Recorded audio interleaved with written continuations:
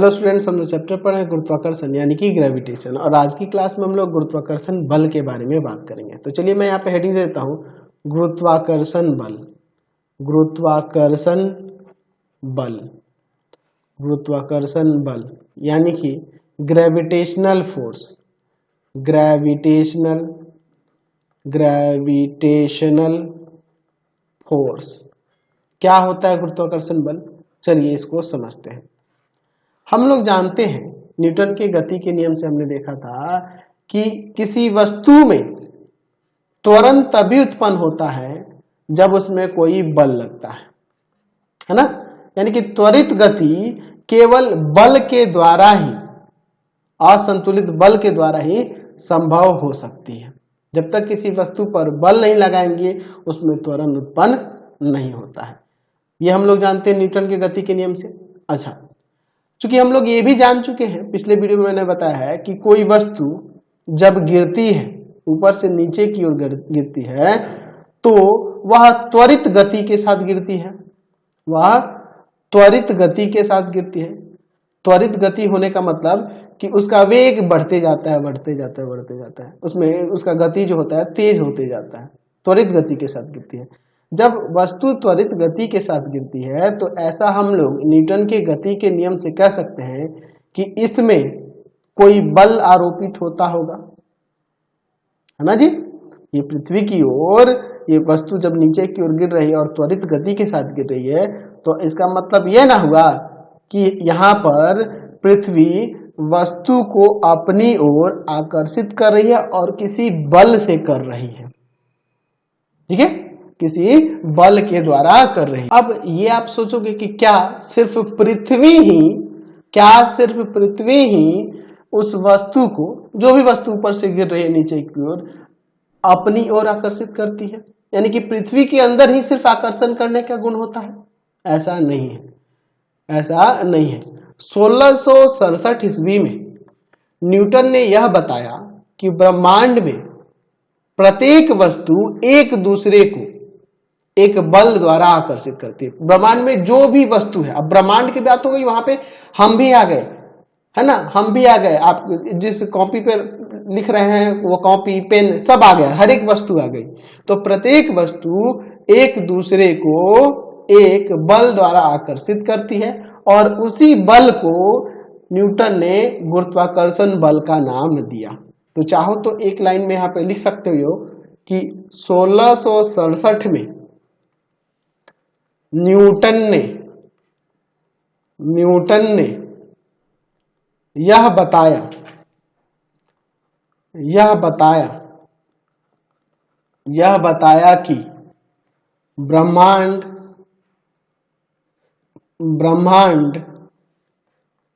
एक दूसरे को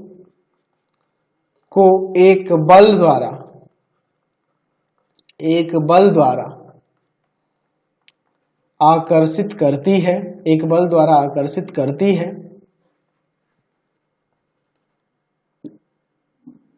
आकर्षित करती है।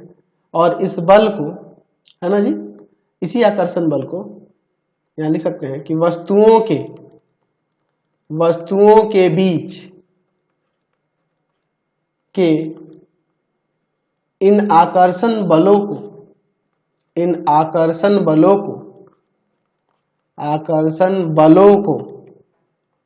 गुरुत्वाकर्षण बल कहते हैं। गुरुत्वाकर्षण बल कहते हैं, ग्रेविटेशनल फोर्स कहते हैं। ठीक है, यही बल क्या कहलाता है? गुरुत्वाकर्षण बल कहलाता है। ठीक है, तो यहां से आपको ये तो क्लियर हो गया, गुरुत्वाकर्षण बल यानी कि ब्रह्मांड में प्रत्येक वस्तु एक दूसरे को एक बल द्वारा आकर्षित करती है और वो बल हमारा क्या कहलाता है? गुरुत्वाकर्षण बल कहलाता है। अब ये गुरुत्वाकर्षण बल का जो कह सकते हैं कि गुरुत्वाकर्षण बल किन किन चीजों पर निर्भर करता है, इसके बारे में थोड़ा सा हम लोग अब डिस्कस करते हैं। ठीक है, गुरुत्वाकर्षण बल, दो वस्तुओं के बीच गुरुत्वाकर्षण बल किन किन चीजों पर निर्भर करता है, इसके बारे में थोड़ा सा हम लोग बात कर लेते हैं। तो इन्होंने पहला यह निष्कर्ष निकाला कि जो गुरुत्वीय बल होता है, गुरुत्वाकर्षण बल होता है, वह उस वस्तु के द्रव्यमान के समानुपाती होता है जिस पर वह लगता है। ठीक है, यानी हम लोग यहाँ पे लिख सकते हैं, ठीक है, गुरुत्वीय बल, गुरुत्वीय बल उस वस्तु के द्रव्यमान के समानुपाती होता है, समानुपाती होता है, समानुपाती होता है जिस पर वह लगता है। अब इसको दिखाने के लिए इन्होंने क्या किया, इस चीज को दिखाने के लिए इन्होंने प्रैक्टिकली क्या दिखाया, देखो हम लोग यह जान सकते हैं कि प्रत्येक वस्तु एक दूसरे पर बल आरोपित करती है और उसी बल को हम लोग गुरुत्वाकर्षण बल कहते हैं। अच्छा, मान लो हम लोग यह कह रहे हैं कि किसी जगह ऐसा हो रहा है कि गुरुत्वीय त्वरण वस्तु के द्रव्यमान पर निर्भर नहीं करता है ना, गुरुत्वीय त्वरण वस्तु के द्रव्यमान पर निर्भर नहीं करता है। ठीक है, हम लोग ऐसा कह रहे हैं कि गुरुत्वीय त्वरण का मान जो है वस्तु के द्रव्यमान पर निर्भर नहीं करता है। ये मैंने पिछले वीडियो में भी आपको बताया था। अच्छा, यह संभव तब कब होगा, जब मान लीजिए कि पृथ्वी जो है, पृथ्वी किसी वस्तु को अपनी ओर खींचती है, पृथ्वी किसी वस्तु को अपनी ओर खींचती है और यह मान लेते हैं कि वस्तु का द्रव्यमान m है। तो इस कंडीशन में हम लोग कह पाएंगे कि पृथ्वी द्वारा जो बल लगाया जा रहा है वस्तु पर, है ना, बॉडी पर जो अर्थ द्वारा बल, आकर्षण बल लग रहा है, वह किसके समानुपाती हो जाएगा, द्रव्यमान के। यानी कि अगर m द्रव्यमान, अगर ये द्रव्यमान हम लोग मान लो 2 गुना कर दे, 3 गुना कर दे, 5 गुना कर दे, तो उसी हिसाब से आकर्षण बल भी बढ़ जाएगा, उसी हिसाब से आकर्षण बल भी बढ़ जाएगा। क्योंकि हम लोग पिछले वीडियो में, याद है, मैंने आपको बताया था कि किसी जगह, कहीं पे भी किसी जगह गुरुत्वीय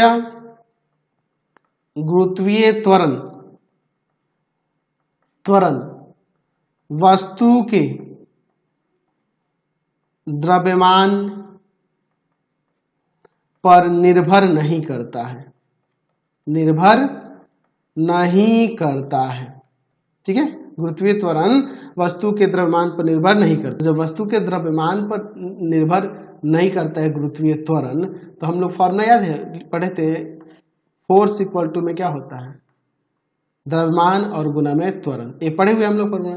तो त्वरण पे जब निर्भर नहीं करता है तो बल किसके समानुपाती हो जाएगा, द्रव्यमान के समानुपाती हो जाएगा। यानी कि द्रव्यमान बढ़ा दिया जाए, द्रव्यमान 2 गुना कर दिया जाए तो बल भी 2 गुना हो जाएगा, द्रव्यमान 4 गुना कर दिया जाए तो आपका बल भी 4 गुना हो जाएगा। ठीक है, अगर हम लोग यहाँ से देखें तो यहाँ से त्वरण की बात करें, यहाँ जी अगर यूज कर दें तो जी इक्वल टू में क्या हो जाएगा, F/m। यानी कि अगर हम लोग लगने वाले बल में अगर द्रव्यमान से भाग कर दें तो हमें क्या मिलेगा, वहां पे त्वरण मिलेगा। क्या मिलेगा, त्वरण मिलेगा। और चूंकि ये एक दूसरे के समानुपाती देख रहे हैं, यानी कि अगर ये 2 गुना बढ़ा रहे तो ये भी 2 गुना बढ़ जाएगा, ये 4 गुना बढ़ा रहे तो ये भी 4 गुना बढ़ जाएगा। यानी कि त्वरण के मान में कोई परिवर्तन नहीं देखने को मिलेगा। अगर ऊपर 2 गुना करते हैं तो नीचे भी तो 2 गुना हो जाएगा, ऊपर 4 गुना करते हैं तो नीचे भी तो 4 गुना हो जाएगा। यानी कि त्वरण जो होगा, गुरुत्वीय त्वरण जो रहेगा वही स्थिर रहेगा, है ना, इसमें कोई चेंज नहीं आएगा। यहाँ से ही ना देखने को मिल रहा है। यानी हम लोग यहाँ से ये निष्कर्ष निकाल सकते हैं कि गुरुत्वीय बल जो होता है, गुरुत्वीय बल जो होता है वस्तु के द्रव्यमान के समानुपाती होता है जिस पर वह बल लगता है। ठीक है, दूसरा इन्होंने क्या निष्कर्ष निकाला कि अगर 2 वस्तुएं हैं और 2 वस्तुएं परस्पर एक दूसरे को आकर्षित करेंगी ही, तो ये जो इन दोनों का आकर्षण बल जो होगा वह दोनों वस्तुओं के द्रव्यमान के गुणनफल के समानुपाती होगा। यानी कि दोनों वस्तुएं, अगर इसका द्रव्यमान m1 है और इसका m2 है, तो दोनों के द्रव्यमान के गुणनफल के समानुपाती होगा क्या, इन दोनों के बीच लगने वाला आकर्षण बल। ठीक है, तो इसमें दूसरा हम लोग कंडीशन यहाँ पे लिख सकते हैं कि दो वस्तुओं के परस्पर आकर्षण बल दोनों वस्तुओं के द्रव्यमानों के गुणनफल के समानुपाती होता है, समानुपाती होता है। ये दूसरा निष्कर्ष निकाला, इसको भी आप समझ सकते हैं। हमने अभी यहाँ पे देखा, अगर मान लीजिए एक वस्तु ये है, दूसरी वस्तु ये है, इसका द्रव्यमान m1 है, इसका द्रव्यमान m2 है। तो अभी मैंने आपको बताया, पहले निष्कर्ष से क्या पता चला कि एक वस्तु द्वारा लगाया गया बल जो होगा वह दूसरे वाले वस्तु के द्रव्यमान के समानुपाती होगा। ठीक है ना, हमें ये देखा ना कि पृथ्वी द्वारा लगाया गया बल इस वस्तु के द्रव्यमान के समानुपाती हो रहा है। ठीक है, हमने ये भी देखा। अच्छा, न्यूटन के तृतीय गति नियम के जानते हैं, तृतीय गति नियम से हम लोग क्या जानते हैं जी, तृतीय गति नियम से हम लोग क्या जानते हैं कि प्रत्येक अगर दो वस्तु हैं तो एक दूसरे पर बराबर बल आरोपित करेंगी और विपरीत दिशा में होंगी।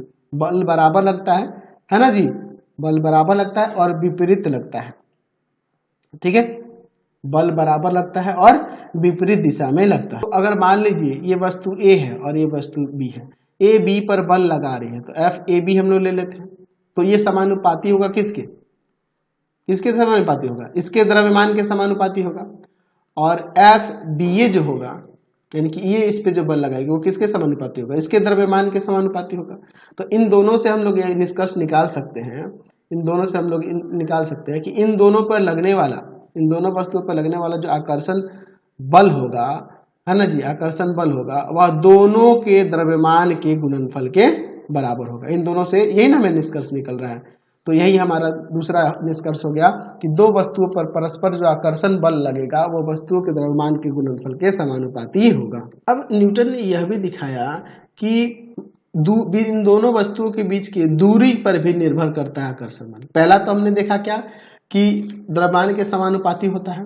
अच्छा, दूसरा हमने क्या यहाँ पे देखा कि दो वस्तुओं के बीच की दूरी पर भी निर्भर करता है गुरुत्वाकर्षण बल। ठीक है, तो इन्होंने सॉरी आकर्षण बल, गुरुत्वाकर्षण नहीं, उनके बीच का आकर्षण बल, गुरुत्वाकर्षण बल। तो हम लोग लिख सकते हैं, यहाँ पे लिख सकते हैं तीसरा पॉइंट देकर, तीसरा पॉइंट देकर यहाँ पे लिख सकते हैं। इन्होंने क्या दिखाया, इन्होंने दिखाया कि गुरुत्वाकर्षण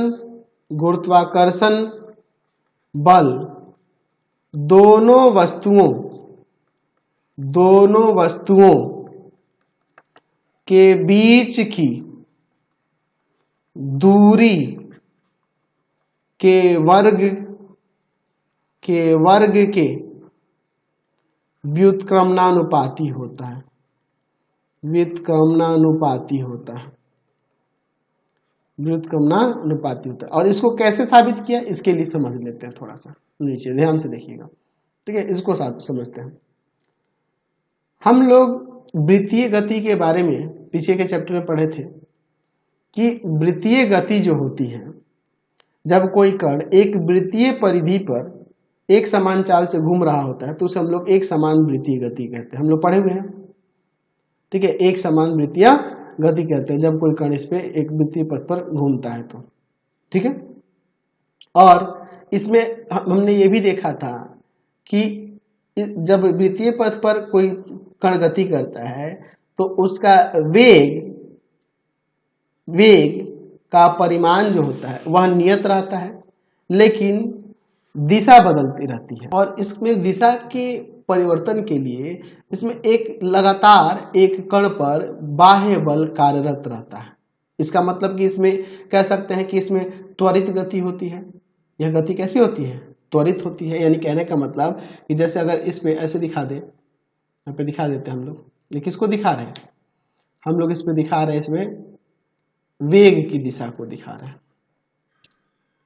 वेग की दिशा देखो, वेग की दिशा हमेशा निरंतर बदलते रहती है, निरंतर बदलते। इसके मतलब कि इसके अंदर त्वरित गति होगी, और त्वरित गति होगा और इसका त्वरण क्या होगा, इस वेग की दिशा के लंबवत ऐसे ले लेंगे, इस तरह से लंबवत लेंगे, ये त्वरण को दर्शाएगा। ठीक है, ये त्वरण को दर्शाएगा, समझे ना बात को। और ये जो त्वरण देख रहे हैं इस वृत्त के केंद्र की ओर दृष्ट है, और इसलिए इस प्रकार के त्वरण को क्या कहते हैं, इस त्वरण को कहेंगे अभिकेंद्र त्वरण, अभिकेंद्र त्वरण, अभिकेंद्र त्वरण के नाम से इसे जाना जाता है।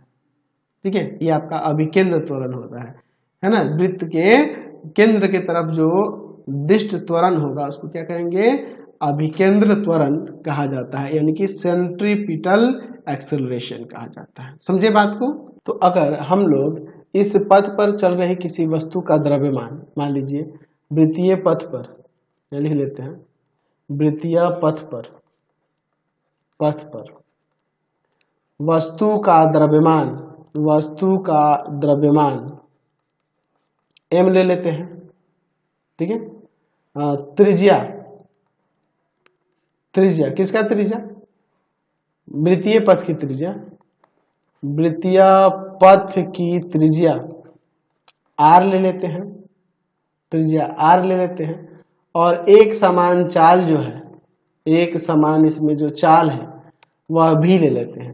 तो इस कंडीशन में जो अभिकेंद्र त्वरण होगा, अभिकेंद्र त्वरण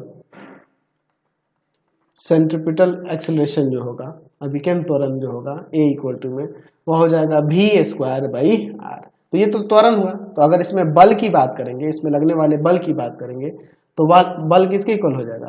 तो द्रव्यमान और गुना में त्वरण, यानी आ जाएगा m v²/r, m v²/r। ये बल इतना के बराबर हो जाएगा, ठीक है।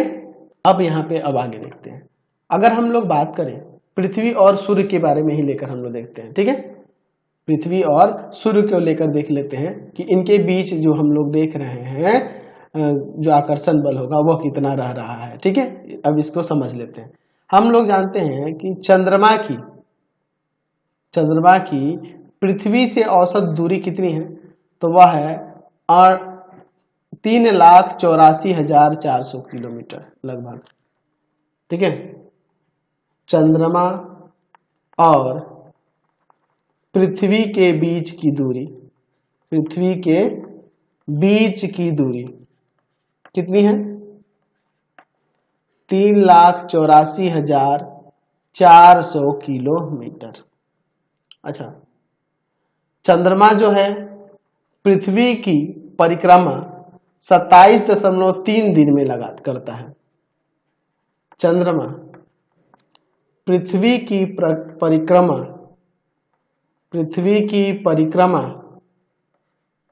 परिक्रमा यानी एक चक्कर 27.3 दिन में करता है, ठीक है। अब देखिए, तो अगर मैं इस कंडीशन में आपसे कहूं कि आप एक काम करिए, आप वेग निकालिए कि किस वेग से कर रहा है, किस वेग से इसकी परिक्रमा कर रहा है, ये निकालिए, ठीक है। अब यह समझिए क्या करता है, इसको थोड़ा फिगर से समझ लेते हैं। मैं यहाँ पे चंद्रमा के लिए एक पथ ले लेता हूँ, वृत्तीय पथ ही दिखा देता हूँ, लगभग वृत्तीय, ठीक है। पूरी तरह से तो वृत्तीय होता नहीं है, लगभग वृत्तीय होता है, ठीक है। चलिए, ये बीच में सूर्य हो गया और चंद्रमा इस पे परिक्रमा कर रहा है, तो इनके बीच की दूरी जो निकाले हैं हमने यहाँ पे देखा हुआ है, तो ये त्रिज्या का काम करेगा, 3,84,400 किलोमीटर। अच्छा, और ये जो परिक्रमा करता है पृथ्वी की, वह 27.3 दिन में करता है। तो यहां से हमें पता चल जाएगा कुल कितना समय ले रहा है, तो यहाँ पर ये हमारे पास जब त्रिज्या है तो इसकी टोटल परिधि में जब भाग कर देंगे कुल समय से, तो हमें उसका वेग नहीं पता चल जाएगा जी। चलिए, तो वेग निकालते हैं, है ना। वेग निकालते हैं किसका? चंद्रमा का वेग निकालते हैं। तो हो जाएगा चंद्रमा की ये जो पथ है उसकी परिधि, चंद्रमा के वृत्तीय पथ की परिधि और बटा में एक परिक्रमा में लगा समय से भाग कर देते हैं, ठीक है।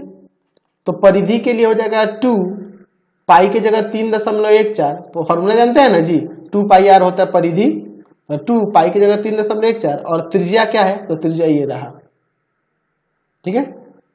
3,84,400 किलोमीटर में है, तो इसको मीटर में बदलने के लिए 10⁻³ से गुना कर देते हैं, और बटा में जो समय लग रहा है उससे, तो 27.3 दिन लग रहा है। तो दिन को हम लोग घंटा में बदलते हैं 24 से गुना करके, और फिर 60 से गुना करेंगे मिनट में, और फिर 60 से गुना करेंगे तो ये सेकंड में बदल गया, ताकि ये मीटर प्रति सेकंड में आ जाए, इसलिए मैं ऐसा कर रहा हूँ। चलिए यहाँ पे कैलकुलेट करते हैं। देखिए क्या करते हैं, यहाँ 1 0 से 1 0, 1 0 से 1 0, अच्छा 2 से इसको काट सकते हैं 3 बार में, ठीक है। एक काम करो, ऊपर ऊपर गुना करो और नीचे नीचे गुना करके सॉल्व कर दो, क्योंकि लेंदी हो जाएगा, ठीक है। चलिए देख लेते हैं। 3.14 गुना में है 3844, 3.14 और गुना में 3844, और गुना में ये 10 का पावर 3 यानी कि 1000, ठीक है। तो कितना आ जाएगा, 1207016 है ना जी। तो ऊपर ये आपका मीटर में है, और नीचे इसको सॉल्व कर लेते हैं। तो नीचे आपका हो जाएगा, यहाँ पे गुना करेंगे तो 11793.6 सेकेंड। अब इसमें से भाग कर देंगे तो आ जाएगा 1023 मीटर प्रति सेकेंड, ये लगभग में आ जाएगा, ठीक है। अच्छा, तो ये हमारा क्या निकल गया, चंद्रमा का वेग निकल गया। अब वेग निकल गया तो हम लोग जानते हैं कि अगर त्वरण निकालना है तो वेग के स्क्वायर और बटा में त्रिज्या हमें भाग कर देना होगा, ठीक है ना जी। तो हम लोग यहाँ पर लिख सकते हैं कि जो त्वरण होगा, त्वरण A इक्वल टू में v² और y में r, यानी कि आ जाएगा आपका 1023 मीटर प्रति सेकेंड का स्क्वायर, और भाग में आपका त्रिज्या r कितना है, 3,84,400 गुना 10 का पावर 3 मीटर में कर देते हैं। इसको आप कैलकुलेट करोगे, सॉल्व करोगे, इसका स्क्वायर करके इसमें भाग करोगे तो लगभग में आ जाएगा 0.0027 मीटर प्रति सेकेंड स्क्वायर। तो ये त्वरण हुआ आपका चंद्रमा का अभिकेंद्रीय त्वरण। चंद्रमा का क्या हुआ, ये अभिकेंद्र त्वरण उसका निकल गया, चंद्रमा का ये अभिकेंद्र त्वरण हुआ, है ना। और हम लोग जानते हैं पृथ्वी का गुरुत्व त्वरण कितना होता है, पृथ्वी का गुरुत्व त्वरण कितना होता है, गुरुत्व त्वरण वो होता है 9.8 मीटर प्रति सेकेंड स्क्वायर, है ना। और हम लोग फॉर्मूला जानते हैं कि बल निकालने के लिए द्रव्यमान में त्वरण से गुना किया जाता है, द्रव्यमान में त्वरण से गुना कर दिया जाता है। तो अगर m द्रव्यमान की वस्तु, अगर m द्रव्यमान की वस्तु को रखें तो, और इस गुरुत्व इस अभिकेंद्र त्वरण और इस त्वरण में कंपेयर करके देखो तो आपको क्या देखने को मिलेगा। आप इसमें से भाग करके देखोगे तो क्या देखने को मिलेगा, आप 9.8 में जब भाग करोगे 0.0027 में, तो आपको लगभग ये क्या मिलेगा, इसमें कितना का अंतर मिलेगा, तो लगभग 3600 का अंतर मिलेगा, लगभग 3600 गुणा का अंतर मिलेगा, 3600 गुना का अंतर मिलेगा। यानी कहने का मतलब यह है कि पृथ्वी पर जो वस्तुओं का गुरुत्वीय त्वरण होगा उसका यह त्वरण जो है कितना है, 1/3600 भाग है, 3600 भाग है। यानी हम लोग यहाँ पे कह सकते हैं कि यहाँ पे हमें क्या देखने को मिल रहा है, अगर हम लोग यहाँ पे देखें तो अगर हम लोग बात करें तो पृथ्वी की दूरी जो थी, पृथ्वी से दूरी जो थी चंद्रमा की, वह कितनी थी, 3,84,400 किलोमीटर थी। अच्छा, और पृथ्वी की त्रिज्या आप जानते हैं 6400 किलोमीटर होती है। आप इसको थोड़ा समझ लेंगे यहाँ पे चित्र के साथ, ठीक है। मैं यहाँ पे पृथ्वी ले लेता हूँ, यहाँ पे चंद्रमा ले लेता हूँ। यहाँ से यहाँ तक की दूरी कितनी है, 3,84,400 किलोमीटर। और पृथ्वी की त्रिज्या कितनी होती है, त्रिज्या यानी यहाँ से यहाँ तक ये दूरी, ये अंदर वाली 6400 किलोमीटर, 6400 किलोमीटर। अगर देखा जाएगा तो ये इसका लगभग 60 गुना है, ये इसका अगर 60 से इसमें गुना करें तो लगभग इतना आ जाएगा, लगभग 600 गुना है ना, लगभग 60 गुना है ना जी, लगभग 60 गुना है। तो ये 60 गुना है, और यहाँ पे 1/3600 भाग हो जा रहा है ना, त्वरण में 1/3600 भाग हो जा रहा है। ये इस त्वरण का ये 1/3600 भाग है, और यहाँ पे ये देख रहे हैं कि पृथ्वी की त्रिज्या का, पृथ्वी से चंद्रमा की दूरी लगभग कितनी है, 60 गुना है। तो यहाँ से एक निष्कर्ष निकल रहा है ना कि अगर दो वस्तुओं के बीच की दूरी 60 गुना बढ़ाई जाए, देख रहे ना, ये 60 गुना बढ़ाई जाए तो क्या देखने को मिल रहा है तो उनके यहाँ गुरुत्व त्वरण जो हो जाएगा 60 गुना का 60 स्क्वायर गुना 3600 यानी 60 का स्क्वायर गुना 60 स्क्वायर गुना कम हो जाता है। यानी कि अगर दूरी आर हो तो गुरुत्व त्वरण आर स्क्वायर गुना कम हो जाएगा। कम हो जाने का मतलब कि व्युत्क्रमणानुपाती है। तो यहाँ से यही निष्कर्ष निकलता है ना जी कि गुरुत्वाकर्षण बल दोनों वस्तुओं के बीच लगने वाले दोनों वस्तुओं के बीच लगने वाली दूरी के वर्ग के व्युत्क्रमणानुपाती होता है। बात यहाँ से निष्कर्ष ही ना हमें देखने को मिल रहा है। तो चलिए आज की क्लास में इतना ही रहने देते हैं, नेक्स्ट वीडियो में हम लोग आगे देखेंगे, ठीक है। चलिए आपको हमारे 3 चैनलों को सब्सक्राइब करना होगा। पहला है path finder classes Chhapra, path finder classes Chhapra. दूसरा है आपके पास भारती भवन रविकांत सर, भारती भवन रविकांत सर, रविकांत सर। और तीसरा चैनल है Ravikant sir RD Sharma solution, RD Sharma solution. तीनों चैनल को सब्सक्राइब कर लेंगे और इससे रिलेटेड वीडियो के लिए सीधे डिस्क्रिप्शन में जाएंगे। इससे रिलेटेड नोट्स के लिए गूगल पे जाकर सर्च करेंगे www.ravikantsir.in और यहाँ जाकर आप सभी क्लासेस के नोट्स उनके पीडीएफ को डाउनलोड कर सकते हैं, पढ़ सकते हैं। इंस्टाग्राम और फेसबुक पर जाके पाथ फाइंडर क्लासेस को लाइक एंड फॉलो करना नहीं भूलेंगे। Thanks for watching the video.